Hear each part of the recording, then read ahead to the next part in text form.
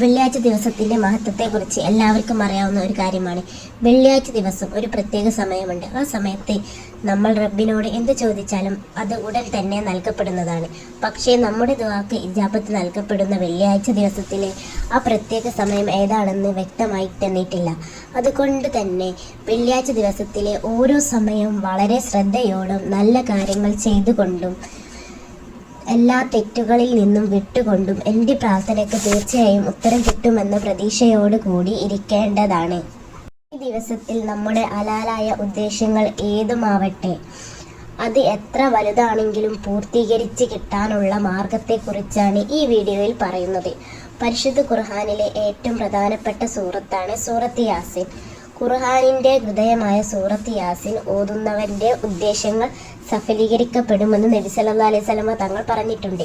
വെള്ളിയാഴ്ച ദിവസത്തിൻ്റെയും സൂറത്ത് യാസീനിൻ്റെയും ബർക്കത്ത് കൊണ്ട്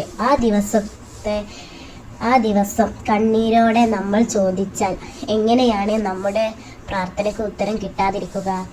ഇനി എങ്ങനെയാണ് നമ്മുടെ ഹലാലായ ആഗ്രഹങ്ങൾ നേടിയെടുക്കാൻ വേണ്ടി വെള്ളിയാഴ്ച ദിവസം യാസീൻ സൂറത്ത് ഓതേണ്ടതെന്ന് പറയാം. വെള്ളിയാഴ്ച ദിവസം സുബഹി നിസ്കാര ശേഷം നല്ല നിയ്യത്തോടെ, ശ്രദ്ധയോടെ, പൂർണ്ണ വിശ്വാസത്തോടെ കൂടെ 4 യാസീൻ ഒരുമിച്ച് ഓതി തീർക്കുക. ഈ 4 യാസീൻ ഓതിക്കൊണ്ടിരിക്കുന്നതിനിടയിൽ സംസാരം ഒഴിവാക്കുക. കിബിലക്ക് മുന്നിട്ട് കൊണ്ട് ഓതാൻ ശ്രമിക്കുക. 4 വട്ടം ഓതി പൂർത്തീകരിച്ചതിന് ശേഷം മനസ്സുരുകി കണ്ണീരോടെ നമ്മുടെ ആവശ്യങ്ങൾ പറഞ്ഞ് പരമകാരുണ്യവാനായ അള്ളാഹുവിനോട് ദുആ ചെയ്യുക. വെള്ളിയാഴ്ച ദിവസം നമ്മുടെ പ്രാർത്ഥനയ്ക്ക് ഉത്തരം കിട്ടുമെന്ന് ഉറപ്പാണ്. സൂറത്ത് യാസീന് ഏത് നേരത്തും ഏത് ദിവസവും ഓതിയാൽ നമ്മുടെ ഉദ്ദേശങ്ങൾ നേടിത്തരും. ഈ 2 കാര്യങ്ങൾ എല്ലാവർക്കും അറിയാം. അപ്പോൾ ഈ രണ്ടും ഒന്നിച്ച സമയത്ത് നമ്മൾ പ്രാർത്ഥിക്കുകയാണെങ്കിലോ, അതും ഈ പുണ്യമാസത്തിൽ നമ്മൾ എന്ത് ചോദിക്കുന്നുവോ ആ പ്രാർത്ഥനയ്ക്ക് വേഗത്തിൽ ഉത്തരം കിട്ടാൻ കാരണമാകും.